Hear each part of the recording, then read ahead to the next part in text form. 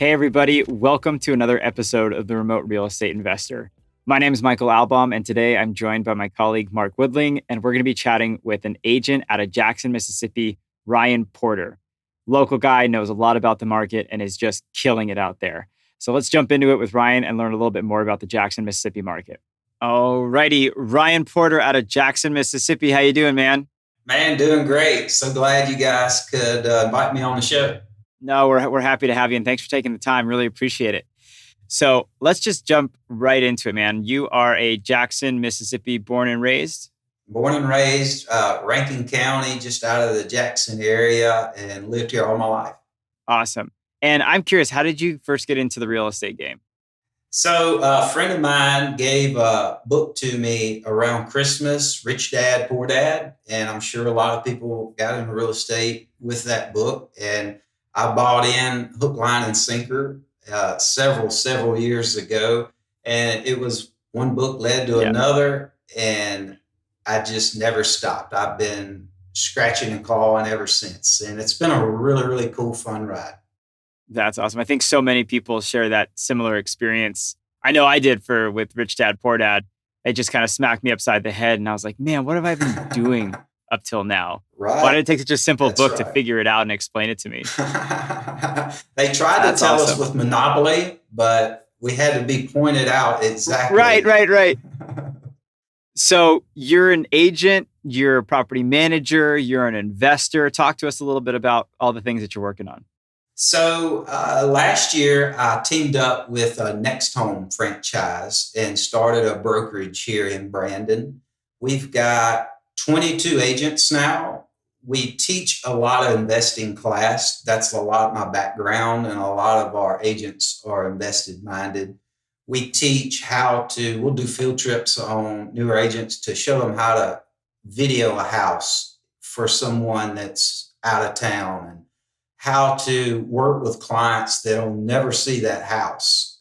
So they'll have that special skill set to be able to point out potential problems going down the road, or a potential problem right now that says, hey, this is just not a good fit for out of town. This house may need a lot of maintenance, something like that. We want to teach those agents. So we've started that with Next Home. We've really had a lot of success. We've got a lot of really killer agents. With our property management, I've teamed up with one of my high school friends that we've remained friends throughout our life. He's got his real estate license with us at Next Home. We started a broker property management division. Super excited about Next Rental. We use the Buildium software. We spent several months doing our homework on property management, probably another year doing our personal properties and just our local friends and acquaintances' properties, to where we felt comfortable. Okay, we could pretty much take anything on. We have seen so much within the last 3 years of running property management that it's just a really fun job for certain people. Our employees they love their relationships with the tenants. We've learned that if you can get that right tenant and teach them how to take care of a home in a way that we're not just putting them in a rental home. We want to show them how to take care of a home, because one day they're going to buy a home, and we want to be there with them, potentially maybe buy that home. So that'll give a win-win-win to everybody, the people renting the home and the investors. This is the story how I connected with Ryan. I saw he was an educator because one of his agents named Bo was all over one of the real estate investor Facebook groups. So I reached out. I said, hey, Bo, I really like what you're working on. Who do you work for? Tell me a little bit about you. So he said, so I told him about the Certified Agent Network. And next thing you know, we're connecting with Ryan. And Ryan is just, as you can see, an educator. He's the kind of guy that's got the experience, so he can walk the walk, talk the talk at the same time. But we asked him to be a part of the Certified Agent Network because we knew he had that educator approach. And that's what our buyers are really looking for. So, when they can talk to an agent and have that ability to connect virtually and not have to, pony up side to side, they can do it the way that they feel comfortable. So we knew it was a natural fit to bring them into the Certified Agent Network. And that's where we're going today. So Ryan's been successful, and just watching him kind of grow and do his own thing has been awesome because he doesn't need training on our side. He just walked in, said, I got this, and got a ton of properties under contract already. Well, Mark, when I didn't know a whole lot about Roofstock when you came to me, but when I got the link to the university, I was just blown away how you guys had taken everything to do with investing from day one to closing day to whatever and put it in the format that you did where it really broke down an investor, let them know what they were getting into, taught them. And I just like, this is how I like to do business. We want to educate our investors where they're making smart choices.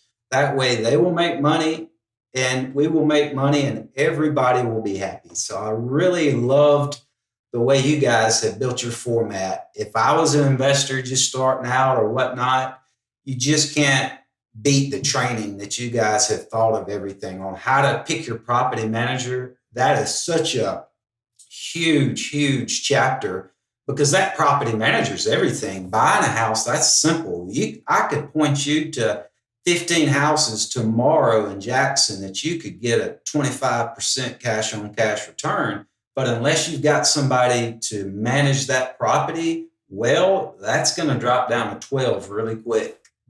So I love how you guys have built the templates on how to ask those questions. And we're starting to see that as we're working with these investors. They are very knowledgeable. They've been through, they know the questions to ask. So I love working with experienced people. I love working with anybody. I love teaching, like you said, but it does make it easy when these investors know what they're doing because they've been through your portal and they know what smart questions to ask.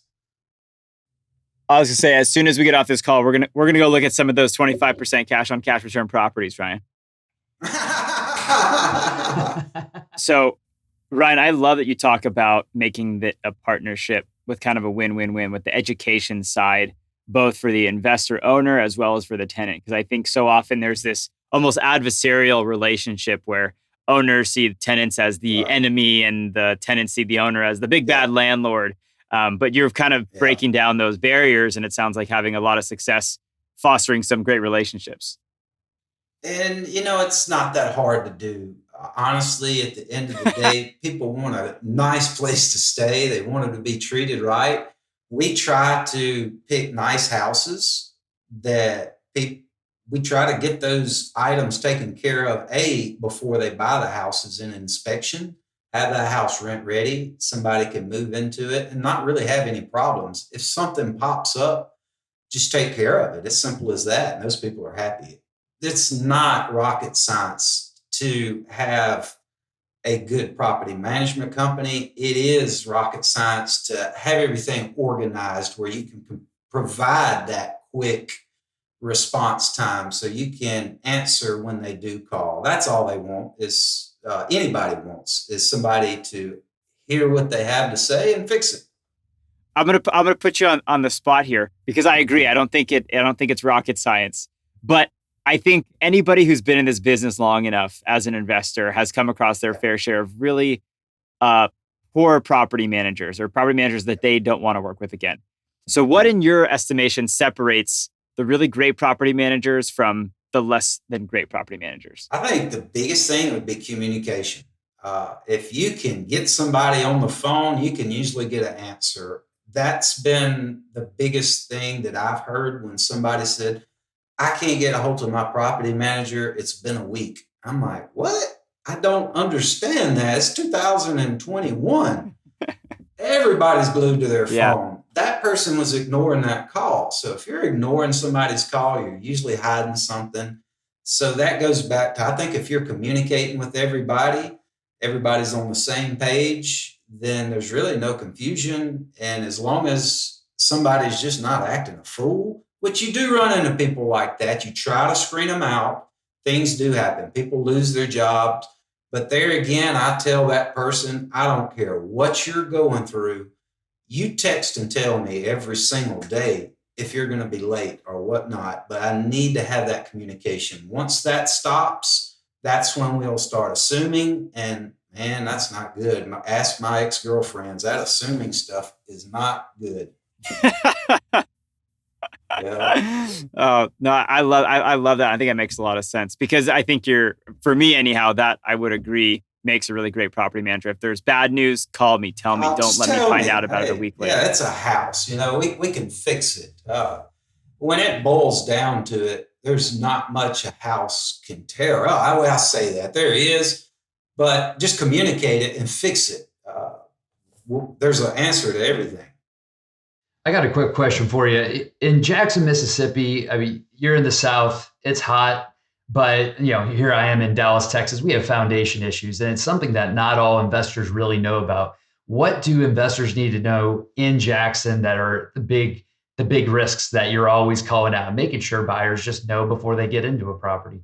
Just know, yeah. So if a house has foundation or has had foundation, and we get somebody that bids on it, I like to call that person.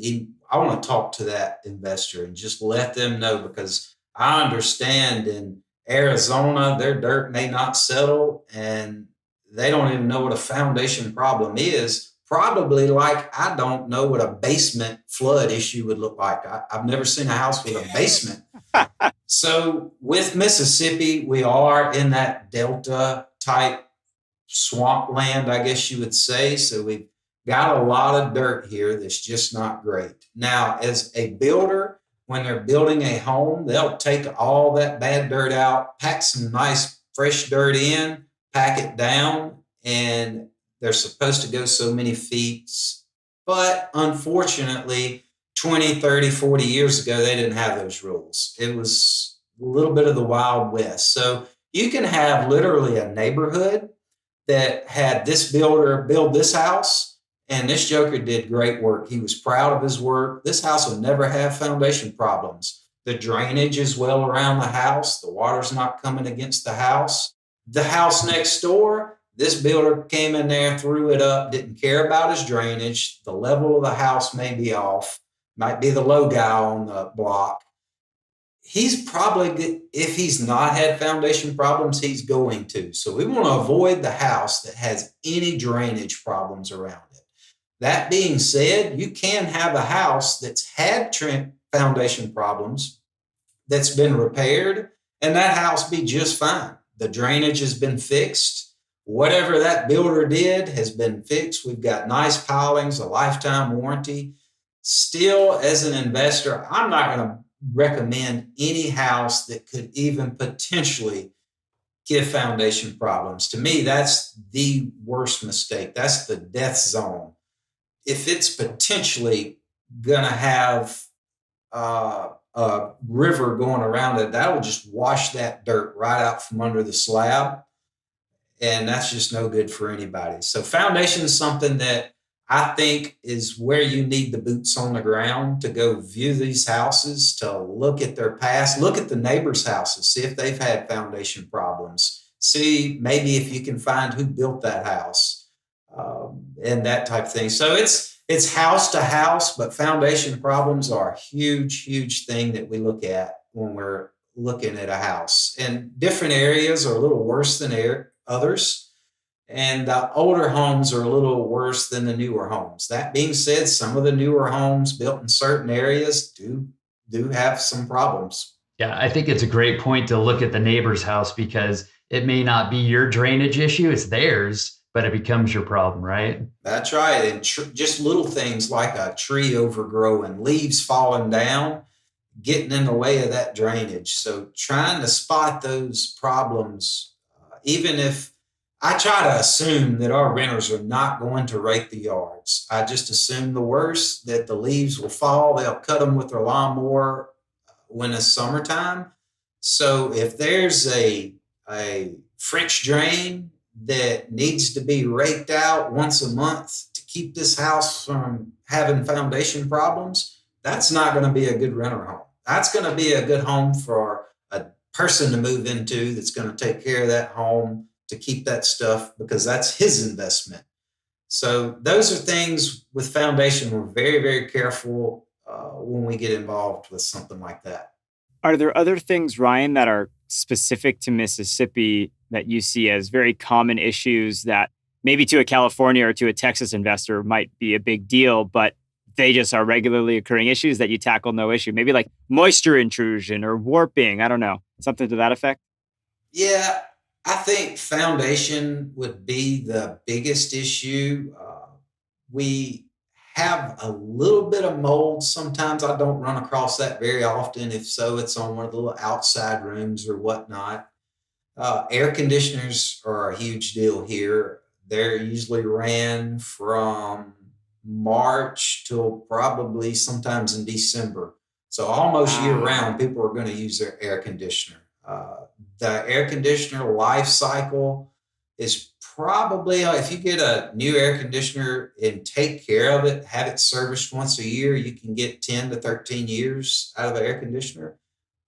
Still, sometimes, you'll have, that's a big service call, is air conditioners. Yeah. Usually January, February or March, we're going to get a call. And when it gets really to that 105-degree days, it's hard to get a house down to 72 degrees sometimes if it's not insulated just right, if it's an older home. So we try to prep people. That's part of our move in. When Bo brings a new tenant in, explain to them about the air conditioner, that, this is not a brand new home. It's probably not going to get 62 degrees if it's 100 outside, and explain how to change the air filters to keep it at that lowest point. So air conditioners and foundations, I think that's our two biggest things. Roofs are pretty normal everywhere. We do have tornadoes or hailstorms a good bit. There's just nothing you can do about that. I love that question, Mark, because I bought a property, a triplex up in Alaska years ago, and I used to work as a fire protection engineer. And I went up there and I was up there for work, and I was looking at the property, and the agent was showing me around. And he says, "Oh yeah, and here's the fuel tank for the diesel fired boiler that's in the basement." And I was like, what? So what? There's no way we're having diesel fuel sitting by this property. And he goes, no, like that's what people do here. And so not being a local, you don't know. And so that's, I think, a really great question and a really great talking point is you might see that and think, yep, not going to touch it, but that's just par for the course in that market. Right. So understanding those types of things, I think, is huge. Yeah, absolutely. Can you talk to us a little bit, Ryan, about kind of the numbers as an investor? So if I'm an investor looking into the Jackson market from a purchase perspective on an average 3.2, and not in some different neighborhoods, maybe talk to us what the purchase price might and what some of the rents might look like as well. We've got 2 or 3 in the Florence area. It's a little suburb south of Jackson. When you get out, probably, I'm going to say the really good school zones in Rankin County, you'll see anywhere from 150 to 200,000. That's kind of where I guess I like to be. I think that a lot of investors like to be around that 150 to 200,000. 2-3 with a garage, a nice 10, 15-year-old home that's semi-updated or is move-in ready. We like to see anywhere from 1,500 on the 150 up to around 200, like to get around 1,850. Awesome. So we're kind of flirting or right at that 1%. Yep. Absolutely. In this market, that I think that's very decent. A year and a half ago, we were getting a lot better numbers. Houses are just bringing maximum value right now. But also, renters are easy to get too. There's not a shortage of renters. When we throw an app out, it's usually snatched up pretty quick. You beat me to the punch. I was just going to ask, both on the purchase side and on the leasing side, how quickly are you seeing things move? Yeah, they move quick. People are complaining. People are getting beat out of leases. I got a call this morning, Ryan, I've tried 4 leases on my own. I need help finding a rental home. He was just out applying on his own off of Zillow or whatnot. And it's not like it used to be. You could look at your phone, dial that number, and go rent that home. And there wasn't a line. Now apartments are booked up. Houses are pretty booked up. It's hard to get a house in any fashion right now. And what I like about the Jackson market is you really have three big counties: Hines, which is really where Jackson is, out east is Rankin, and up north is Madison. And they all have different personalities. And so maybe Ryan, give us a little idea of what you're going to get with each of those, and how the schools are compared, and just overall cost of living. So starting in Jackson, I've owned a few. That's where I started my investing, was off of McDowell Road. Great spot. I used to cruise up and down it when I was a kid. The numbers are great in that area. The last house I bought was around $40,000, and I've got a nice $850 renter. The area, it's hit or miss as far as street to street. You may have this street that's a little bit abandoned house. You don't want to really be around a lot of abandoned houses in any market. So I try to go to the upcoming streets, one that I may see a couple for sale signs on. That's a good sign. Those houses are about to probably get rehabbed. So we really try to go select right there. Northeast Jackson's a little bit harder market to get into. It's a great flip area, a great way to do a burr. I've did a few burrs in that area. The numbers just match up if you're set with a good lender to get a free home. I mean, I have gotten a few of them.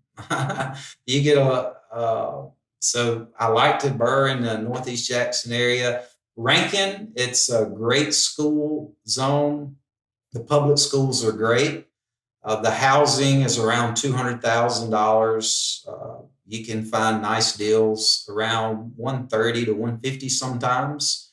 And those you want to scoop up quick, because if it's in that school zone, there's a demand for it.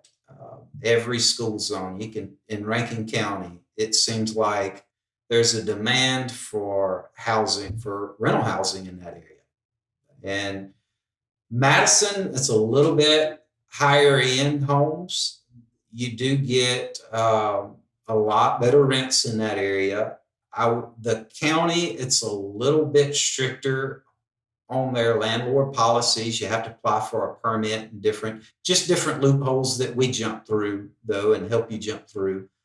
It's a great market, though, that you're going to see in Rankin and Madison. That's when you'll really start seeing your investment long-term for when you want to sell that home.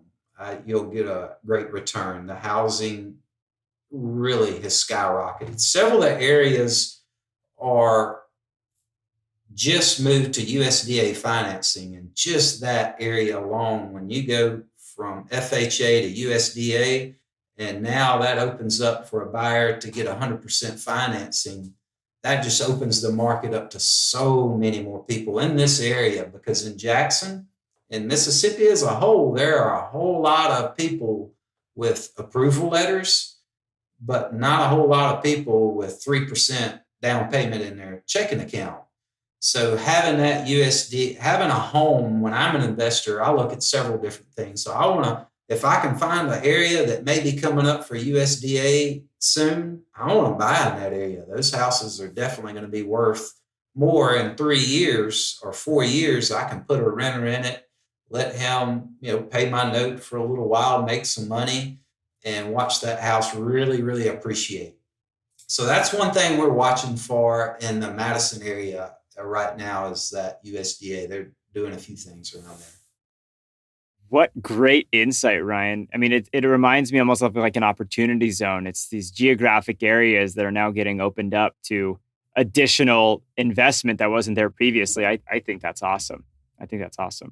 So one thing I want to point out, not only to the listeners, but to this group, Ryan's actually picking a lot of the properties that are going on the Roofstock Select program, which is, he has handpicked a good number of those, and he's the one running the numbers from a rental perspective, and then the rehab, and then he's pushing those through if he thinks it's a good investment property. So maybe Ryan, give the listeners a little idea about what you're looking for that you feel is kind of the the opportunity that other investors maybe aren't seeing. Because, these are on the market MLS properties that are in our select program. So there's a lot of eyeballs on those properties. So what are you looking for that maybe you can give a little explanation to our buyers about? So when we're looking in MLS, I want to see the houses that had just hit. I want to be the first one to get it out where you guys can see it before. Right now, there's going to be multiple offers, usually on a reasonably priced house, and especially if it's in a very good school zone.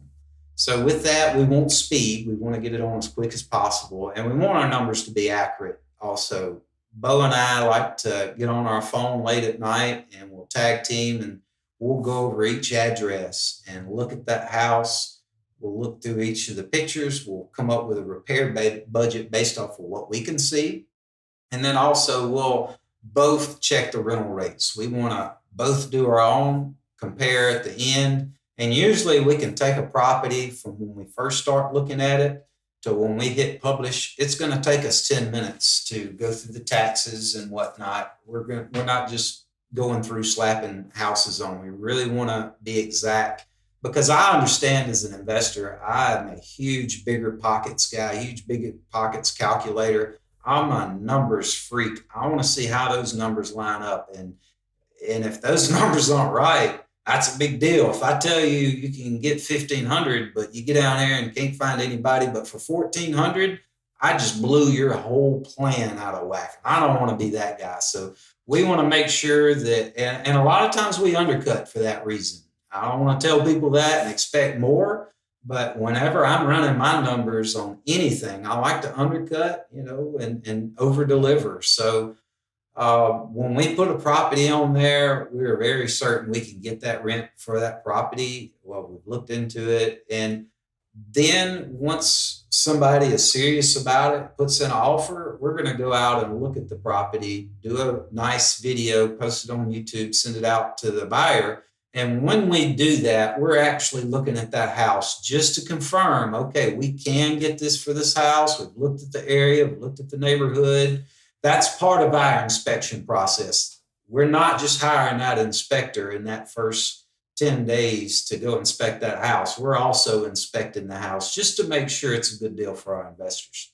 That makes a lot of sense. And that's really great background to know that it's not just getting thrown up there or grabbed at random, that there is actually investors looking at this, underwriting it and saying, okay, we're going to stamp of approve this. Can you talk to us, Ryan, and all of our listeners a little bit about, I think, something that should be on every investor's mind if it isn't, but property taxes? How do those look in the greater Jackson area for the different counties you have? So Jackson area is definitely the highest in taxes. And I hear a lot of complaints. Honestly, I think it's right. Jackson's a very old city and the utilities are very old. It's the water problems have made national news. The pipes are just old. There's no way around it. And if you take all those pipes under all those roads, there's just no way to go in and repipe a city. It's just not feasible. So they're constantly patching on it. And I think that's just the way it's going to be. As far as the sewer, it's kind of the same way. It's old. So we look again at house by house when we're doing that at the sewer system and water system and do the best we can on that. But the taxes are high for that reason. And they're probably not going down anytime soon. They're probably going to keep rising to keep combating. An investor's going to pay 1,500-ish taxes. Live in that home, the government will give you a little bit of break on your tax just by living in that home. It's kind of a good stick you to the investor. His taxes will be higher. But Madison is obviously the highest. Property values are higher in Madison. It's not a far-fetched higher than Rankin.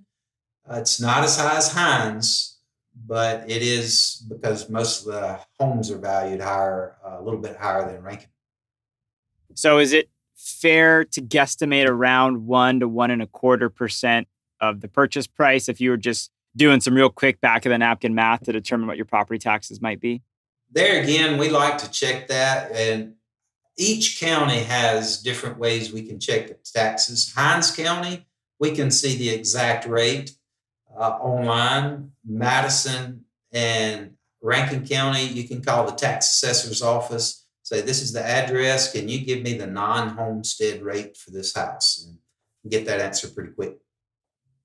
Oh, I love that you said that. It's something that I talk about all the time in the academy is don't use the Zillow number, don't use the Redfin number, because that could be the homesteaded prior value. And if it's based on purchase price, that owner is locked in. So pick up the phone, call, have a conversation. How do I calculate my after sale taxes as an investor? That's right. That's right. Just give them a call. Those ladies are happy to help. Yeah, a lot of our listeners want to know who Ryan Porter actually is. We got your investment background, but they also want to know, you're married, you have kids, you have a boat you take to the reservoir, because they have a pretty awesome reservoir out there. So what kind of fun do you have? Well, actually, I do. I have a boat. It's parked in my backyard. I live on a reservoir. I love getting on a pontoon. I have two girls. We actually spent Sunday on the water, cruised around, watched the sunset. I'm not married. I'm married to my work. I stayed at my computer all the time. I love getting on the road, checking the houses out. It takes a lot of my time, and I'm not disappointed in my girls or my life. I've got one that's in the banking career. She's trying to work her way up the lending ladder with a local branch. And my youngest is just going into 11th grade. I'm super proud of her. She's really been my mini me with real estate as I was coming up through the ranks with me at my open houses, baking cookies. We would go all out. She'd have a great time. That's great. So she looks at you as the rich dad. Yeah, that's right. That's right. She's listening. She's watching. She's learning. That's great. Well, that's awesome. Well, that's important. Yeah, we want to get to know the Ryan that's behind the scenes, because we work hard, but it's important to play hard too. Yeah, so that's right. That's awesome. That's right. Oh, I love that. Ryan, if folks have additional questions for you, want to reach out to you directly, what's the best way for them to do that or get a hold of you? So my cell phone or email, like I said, it's 2021. It's always beside me. My cell phone is 601-238-6620, text or call. If you call, just leave a voicemail. Chances are I'll probably have to get back to you, or email. I check it pretty much regular throughout the day at RyanPorterhomes@gmail.com. Awesome. Well, Mark, any final questions or thoughts for Ryan before we let him out of here? I think we're good. I'm just appreciative of all the hard work, because he's one of the newer certified agents that's joined us recently to broadcast these select properties. And already in the first 30 days, I think you got 7 properties under contract, and you're fielding a lot more offers than just those 7 you got under contract, because it's a wild market. But no, we appreciate what you're doing, and these are ways that we can always broadcast all the good things that are happening. So buyers can tune in and then give you a call after this. What are you seeing buyers do to win offers? How are they being strategic? What insights, tips, tricks can you give folks that are looking to make offers in the Jackson market? So we actually teach a class on this once a week at our brokerage Next Home. We get together as agents, all of us, and we talk about, okay, what have you done in the last week offer-wise? What have you seen as listing agents that other agents are doing offer-wise? The step-up clause is a popular one. I tell investors that if it's a hot house and has multiple offers, let's make it easy as we can be on the seller. As far as closing time, that's a huge deal. You tell me your parameters on when you would like to close. Let me see when the seller would like to close, and try to make it easy as possible on them. That's what they really like is easy closing dates. As far as the figure goes, I don't try to recommend a price, but I will tell an investor to do their numbers and look at the house. And if it's a solid house, getting that rent, where are you comfortable? Where do your numbers line up to where you can make this much profit a month and this will make you happy? And let's go in at that number.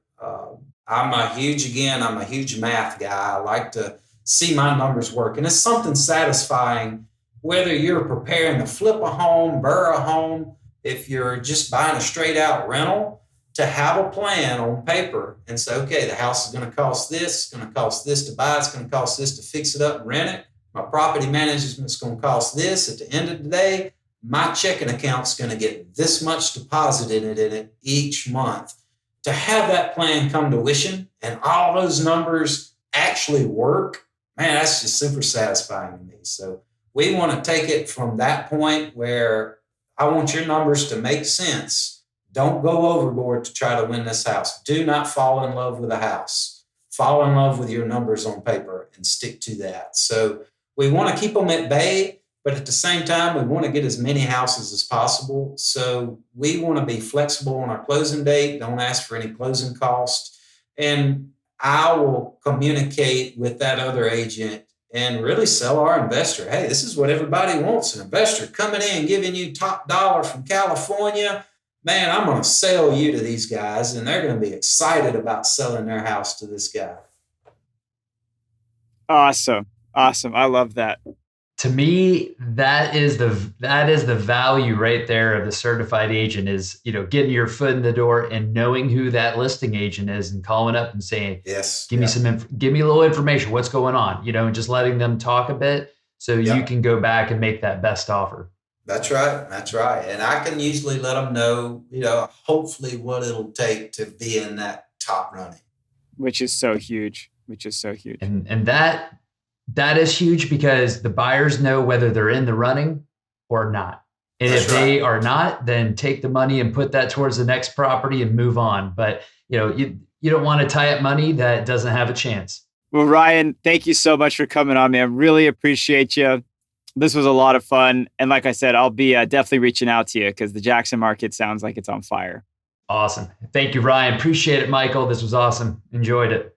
Hey, everybody. That was our episode. A big thank you to Ryan for hanging out with us and giving us a walkthrough of what the Jackson, Mississippi market has to offer and what investors should expect and know when going into that market, both with regard to things they might be encountering and also how they should be making their offers.